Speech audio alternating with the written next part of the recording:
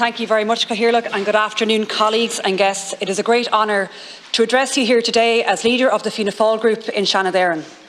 Today is an historic day as we participate in a special sitting to mark the centenary of the first sitting of the Seanad. We don't often hear much about those first members, so it is welcome to have an opportunity to look back on those who first served in this House and mark their contribution.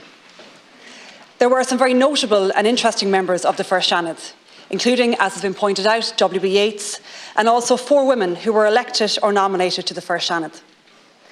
Alice Stofford Green, an Irish historian and nationalist; Jenny Wise Power, a founder member of Sinn Féin, who also served as the first president of Cumann na mBan; Eileen Costello, a folk song collector, Irish language enthusiast, who stood for Sinn Féin in the 1920 local elections and became the first woman district councillor for North Galway.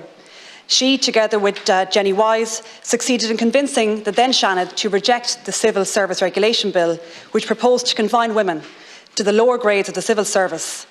And ultimately, they were successful in that, but it did go on to pass. But it shows you the important role that the Seanad played at that time in particular in what was a de facto opposition to the then government.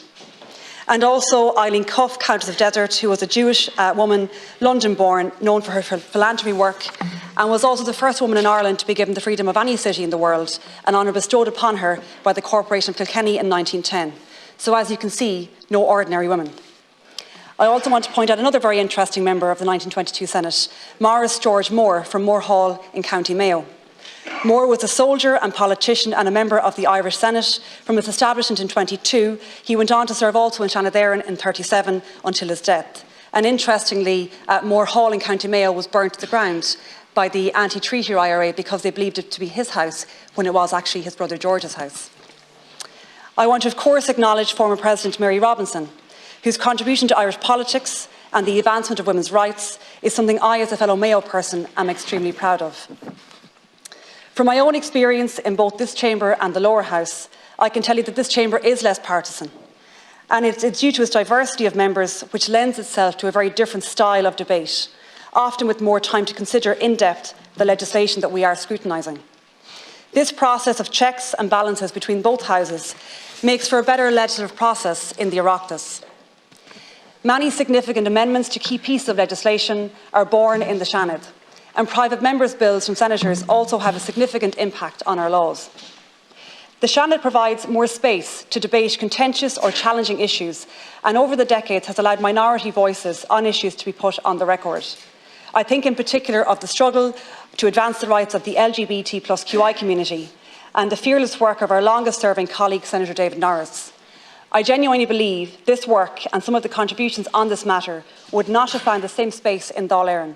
And it is precisely for this reason that I and my party campaigned to retain the Seanad in 2013, acknowledging, of course, the need for reform.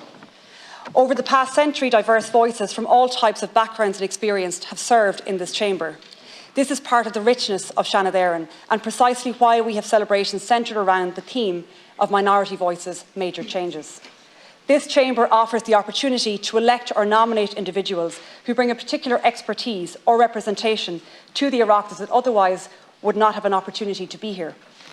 Today's Seanad illustrates that very well, where we have 40% female representation compared to just 23% in the lower house.